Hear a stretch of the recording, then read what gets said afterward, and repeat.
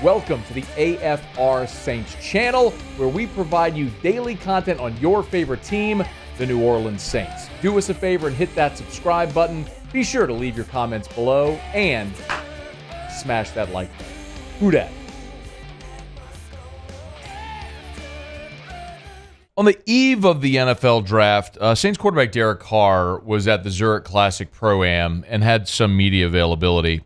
Now, as of this moment right now, the Saints are minus 400 at various sports books to take an offensive lineman with their first pick. That means, if you don't bet, that means you'd have to bet $400 to win $100. So it is overwhelmingly likely that the Saints are going to draft an offensive lineman. We all know it. With all the issues you already had, and then you throw James Hurst's retirement on top of that, yes, we all are assuming that the Saints are going to draft an offensive lineman, and that was something Derek Carr was obviously going to be asked about when he met with reporters. I know that whoever's about to show up, they just got to be ready to work. Our team right now is in such a good place in our work ethic and what we're doing. I mean, they're getting after us right now, and we're trying to take it right back at our strength staff.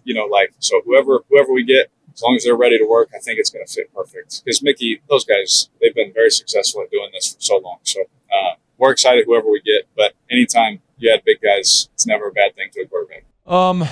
You add big guys, it's never a bad thing for a quarterback, and I get that. And the other thing he said there is, Mickey and the guys have been doing this for so long. Yes. But I think here's the fair thing to ask. And I'll tell you, I think when it comes to the Saints draft, in any team, I would say there is a sliding scale. Like, the more information you have, the more your opinion can change. And that can be true with any player or team or anything, right? Like, if a player has immense success, then yes, you obviously want to pay them and keep them as part of your roster. Well, as they start to decline, well, you can't just default to what it was like 5 years ago when they had immense success. You have to look at the current situation, what they are now in this moment. And, for a long time, the Saints went through this period where they were atrocious in the draft. I mean, you look back at like 2012, they didn't have a 1 or a 2. Then they went Akeem Hicks, Nick Toon, Corey White, Andrew Tiller, Marcel Jones. It's basically not having a draft class.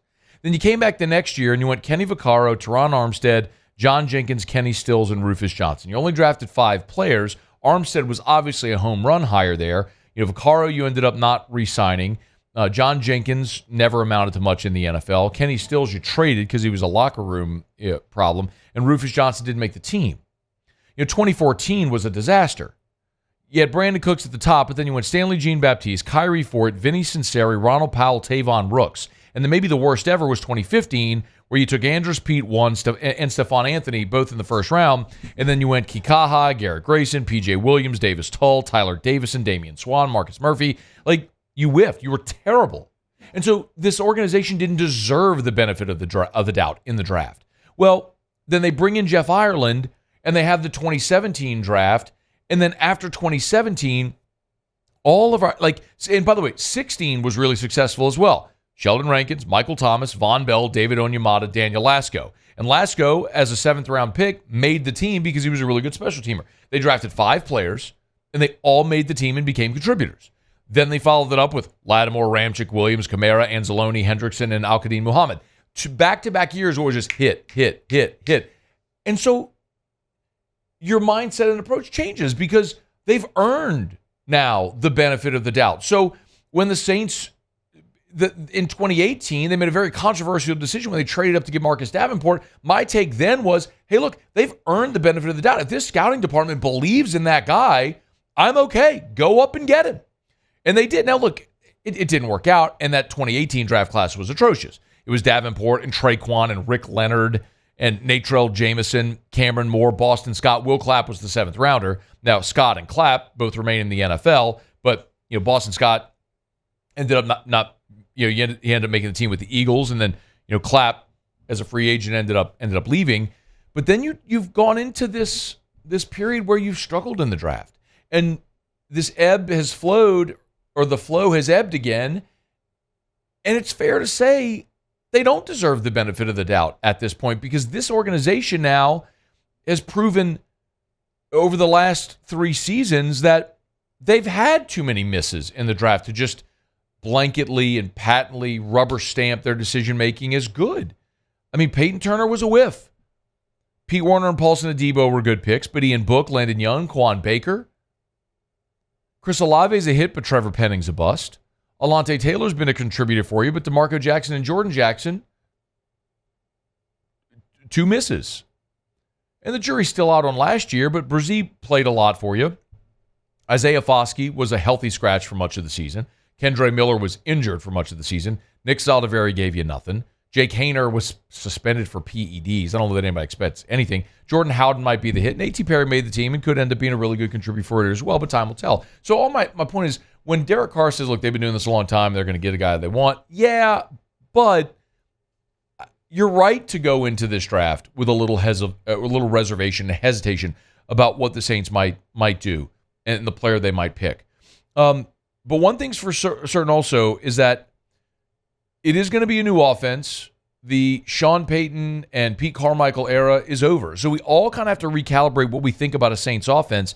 And Derek Carr said, like, that's kind of energized him with a new offense. You know, it's been a lot of fun. Like this, I've learned a lot of different systems, a lot of different verbiage. A lot of the verbiage here is very similar to what I remember with, Coach Gruden and other areas. And so learning the words and learning that kind of stuff hasn't been too hard. Protection-wise, too, I've done the same kind of stuff that they've done. So for me, I have a lot of, obviously, experience to rely on. When I look at Carr, I look at, when I was thinking about that, I was like, how has he done with new systems in the first year? So, like, his rookie year, started all 16 games. They were 3-13. They were not very good. As you would anticipate when you're starting a rookie quarterback, it usually doesn't go very well. Well, he had 21 touchdowns, 12 picks, threw for 3,200 yards. It wasn't a terrible year. It was a terrible season overall, but it's kind of what you'd expect, right? John Gruden came in 2018. So, again, first year, new coach. And that was when Derek Carr had a career year. In 2018, he threw for 4,000 yards for the first time. He threw, it was 19 touchdowns and 10 interceptions, which obviously that ratio isn't great, but that was a Raider team that went 4-12. That wasn't fantastic, but Carr for the first time threw for 4,000 yards, and his completion percentage was almost 69%, which at that point was by far and away a career best. So he personally, individually, did really well that first year. And then you could look at his first year, in New Orleans last year, and it didn't go the way that we all thought or hoped. So there's been a bit of a mixed bag. I mean, he had 25 touchdowns and 8 interceptions, which that ratio is good, but we also understand, like, a lot of that was padded late in the season against some bad teams.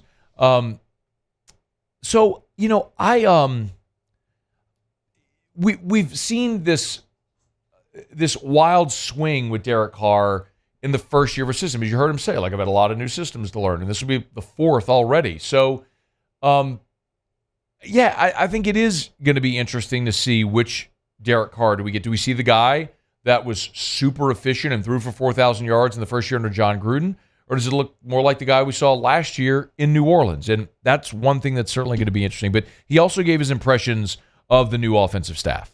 I've loved Andrew. I've loved Klint. Obviously, I've known Dub since I was very young. And I just love that whole group, the O-line coaches. Obviously, we know Clancy, Derek, the running back coach. You get around them, you feel their energy. You feel their excitement for the players we have. And then you feel our excitement for what they can bring also. And so I can't wait to get, in-depth meetings and that kind of stuff with them, because their demeanor, the way they carry themselves, fully confident, just, hey, we're about the process. Like in this game and in any profession, it's all about the process. And hopefully your process is good and you end up with good results. Look, I mean, I've obviously not been the most optimistic about the Saints, about Derek Carr, about Dennis Allen. You all understand that. But the one thing that I have said consistently this offseason is the smartest thing that Dennis Allen did was hire Klint Kubiak. And I don't know if it's going to work, but bringing in a new voice, a new system, and DA being a defensive-minded head coach, essentially saying, hey, go be the head coach of the offense. It does feel like new energy and a new head coach of the offense. So in some respects, you do approach this offseason like that. They got giant questions, like they need to answer one of them tonight on the offensive line with the 14th pick. And yes, you're going to have to add other talent. Hopefully you get a receiver in this draft and other things that we hope fall their way. But if you want a reason for optimism as a Saints fan, it's that. So offensively, this is in many ways a new beginning, and we have seen Derek Carr both have success and struggle in a new system. But what they do in this draft over the next 3 days, I think, goes a long way to determining how much success he'll have because they got to put talent around him. They are financially committed to Derek Carr for at least 2 more years. So you better give him the tools he needs to succeed. That starts tonight. Hey, thanks so much for watching. Please leave your comments. I love to interact. And be sure to hit the red subscribe button below.